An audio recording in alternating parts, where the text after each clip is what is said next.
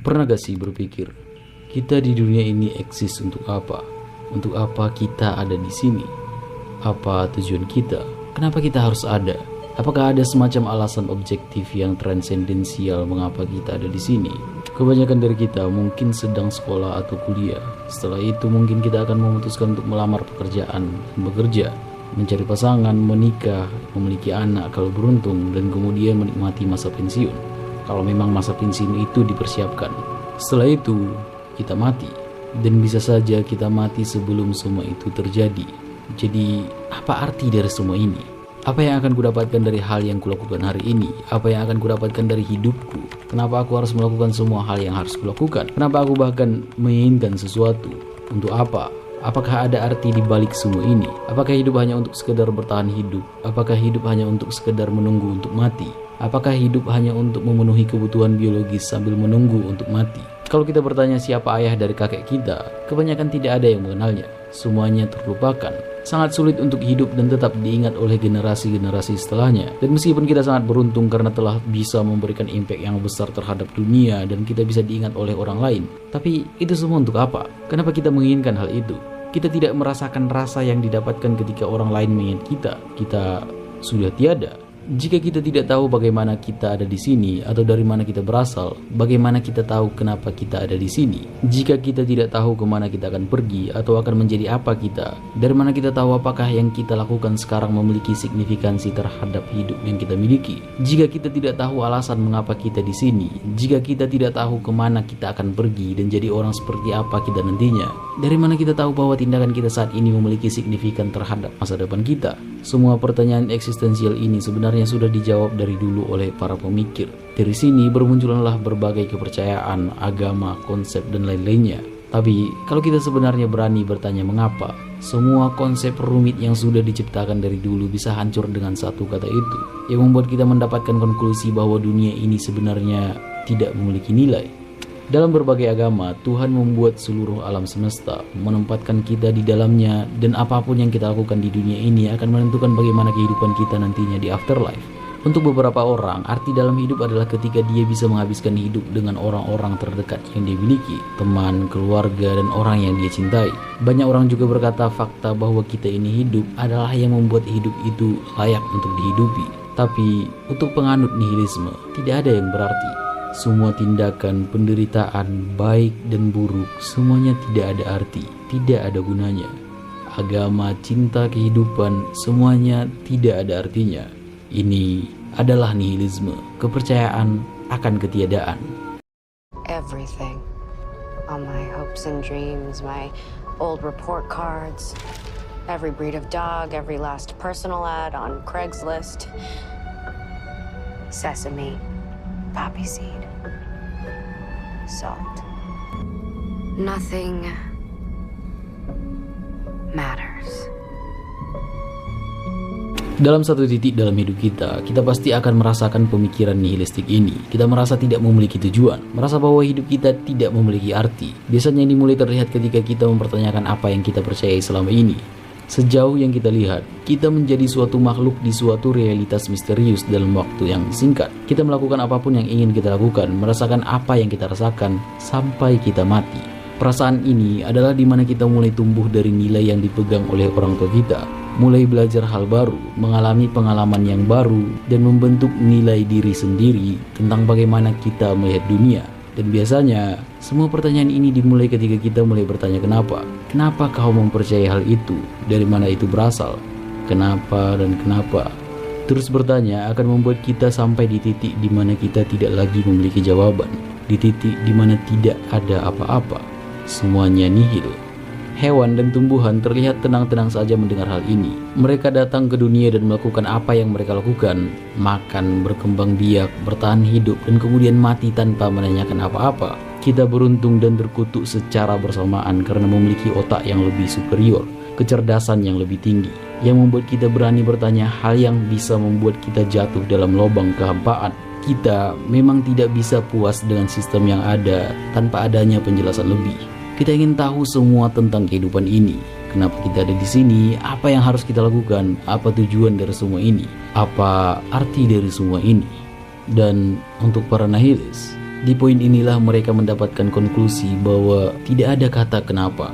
Yang ada adalah kenihilan. Tidak ada apa-apa. Nihilism dari namanya berasal dari kata nihil yang berarti tidak ada, dan ism yang berarti ideologi atau kepercayaan. Nihilisme atau nihilism berarti ideologi dari kenihilan. Kepercayaan bahwa tidak ada di dunia ini yang memiliki arti. Kepercayaan bahwa semuanya adalah nihil. Nihilisme adalah ide bahwa tidak ada rancangan agung atau tujuan. Tidak ada yang dipercayai dan tidak ada yang berarti. Dalam nihilisme, ada banyak pembagian seperti political nihilism, ethical nihilism, aesthetic nihilism, dan di video ini kita akan berfokus terhadap existential nihilism, pengetahuan bahwa hidup tidak memiliki tujuan atau arti. Kierkegaard, walaupun tidak pernah berkata-kata nihilism secara langsung, dia menjelaskan konsep yang sama dengan nama leveling. Dia berkata bahwa ketika seseorang mencapai leveling, individualitas dan keunikan menjadi tidak ada. Keunikan memberi kita arti, nilai, dan fulfillment. Dan ketika semuanya setara atau sama, berarti tidak ada arti. Walaupun dia berargumen bahwa leveling bisa memberi kita pelajaran dalam tingkat tertentu, dia juga berargumen bahwa itu bisa membawa kita ke dalam kenihilan arti. Nietzsche mengungkapkan konsep perspektivism, yaitu ide bahwa pengetahuan selalu berkaitan dengan beberapa konteks. Pengetahuan bahwa apel itu merah datang dari persepsi diri kita sendiri, dan mungkin berbeda dengan mata orang lain. Apel merah yang kulihat belum tentu sama dengan apel merah yang kamu lihat, apalagi yang dilihat oleh kuda atau kucing. Tidak ada kebenaran objektif bahwa apel itu memang berwarna merah. Semua pengetahuan itu terikat dengan perspektif. Menurut Nietzsche, ini semua akan membawa kita terhadap nihilism. Penjelasan ini sama dengan konsep absurd yang dimiliki oleh Albert Camus, yaitu tekanan dari kebutuhan seseorang akan tujuan atau arti, akan realitas yang sebenarnya tidak memiliki tujuan atau arti. Nietzsche mengajukan dua bentuk nihilisme. Yang pertama pasif nihilism, yaitu berhenti dari apa yang diinginkan dan dengan melakukannya menghentikan segala penderitaan yang dimiliki. Nietzsche tidak suka akan hal ini karena ini hanya akan mengakhiri sesuatu tanpa menggantikannya dengan hal yang baru. Nietzsche justru menawarkan aktif nihilism, di mana arti atau value yang lama yang kita pegang secara aktif dihancurkan dan digantikan dengan yang baru. Kita mungkin tidak bisa kembali ke sains karena hanya akan mengelakkan pertanyaannya dan memberi lebih banyak pertanyaan. Kita mungkin tidak bisa kembali ke filsafat karena hal itu akan memberikan lebih pertanyaan atau membingkai pertanyaan itu dengan bentuk yang lebih rumit. Dan satu-satunya yang mungkin bisa kita lakukan untuk tetap bisa menghidupi dunia dengan waras adalah dengan cukup percaya. Cukup percaya bahwa mungkin kita di sini hidup memiliki arti walaupun tidak ada bukti yang dapat menjelaskan hal tersebut. Kepercayaan walaupun tetap tidak rasional, tapi itu cukup untuk memberikan jawaban akan pertanyaan-pertanyaan mengenai kehidupan dan membuat hidup itu mungkin untuk dihidupi.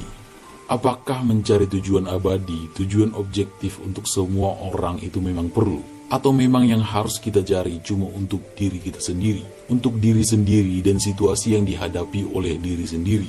Apakah di dalam dunia yang tidak memiliki arti, kita masih bisa menciptakan arti bagi diri kita sendiri?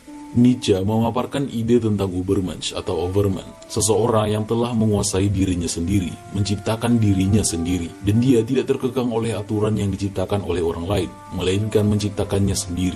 Dengan melakukan itu, dia tidak hanya menaklukkan nihilisme, tapi juga menjaga dirinya sendiri dari cuci otak yang ditawarkan oleh berbagai gerakan, idealisme atau kepercayaan. Menurut Nietzsche, kita haruslah menghadapi nihilisme terlebih dahulu sebelum berjalan ke depan. Nihilisme memberikan kesimpulan logis sebenarnya dari nilai dan idealisme yang kita miliki. Merasakan nihilisme penting untuk mencari tahu nilai yang dimiliki sebuah nilai. Karena menghancurkan rumahmu bukan berarti membuatmu jadi gelandangan. Karena itu bisa saja menjadi kesempatan untuk membangun rumah yang lebih bagus dan lebih besar.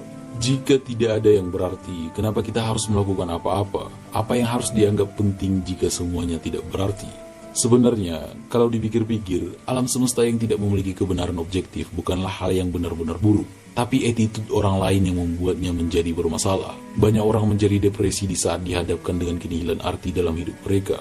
Banyak yang depresi ketika mereka sadar bahwa segala sesuatu yang mereka kerjakan tidak ada gunanya sama sekali. Rasa sedih, pesimistik, keputusasaan menguasai pikiran mereka. Apa memang kenihilan dari kehidupan harus diselesaikan? Kenapa hidup memang harus memiliki arti? Bukankah hidup itu layak untuk dihidupi walaupun tidak memiliki arti? Kenapa kita tidak membuang semua beban itu dari pundak kita dan berhenti bertanya pertanyaan eksistensial seperti itu? Nihilism sebenarnya tidak perlu negatif, karena dalam kontrasnya kita diberikan kebebasan untuk tidak menganggap sesuatu dengan sangat serius. Emil Cioran pernah berkata, Jika semuanya cuma kebetulan, kenapa menganggapnya terlalu serius? Ketika semua alasan yang ada, moral, estetika, agama, sosial, dan sebagainya, tidak lagi menjadi pedoman hidup seseorang, bagaimana seseorang dapat mempertahankan hidup tanpa mengarah terhadap kenihilan? Hanya dengan memiliki hubungan dengan keabsurdan, cinta akan kesia-siaan mutlak, mencintai sesuatu yang tidak memiliki substansi, tetapi mensimulasikan ilusi kehidupan. Saya hidup karena gunung tidak tertawa dan cacing tidak bernyanyi. Fakta bahwa tidak ada yang berarti membuat ketidakberartian itu harusnya juga tidak berarti, dan seharusnya tidak membuat hidup kita menjadi lebih menderita, karena sebenarnya tidak ada yang berubah dari sebelumnya. Menurut kamu, kenihilan dari kehidupan bukanlah alasan untuk putus asa, melainkan untuk tetap hidup, dengan memaksimalkan kuantitas dan variasi pengalaman hidup yang dimiliki. Individu yang absurd menjalani kehidupan sepenuhnya, mengetahui dengan sadar bahwa semuanya berakhir akan ketiadaan. Bagi kamu, memiliki pemikiran ini berarti bebas, tidak memiliki arah yang tetap, tidak ada tanggung jawab dan tidak ada tujuan. Yang ada hanyalah kehidupan saat ini. Kalau kita tahu bahwa sebuah film akan berakhir pada akhirnya, apakah itu membuat kita tidak mau lagi menontonnya karena tahu itu akan berakhir? Atau itu justru membuat kita lebih mengapresiasinya karena kita tahu film itu akan berakhir? Terima kasih.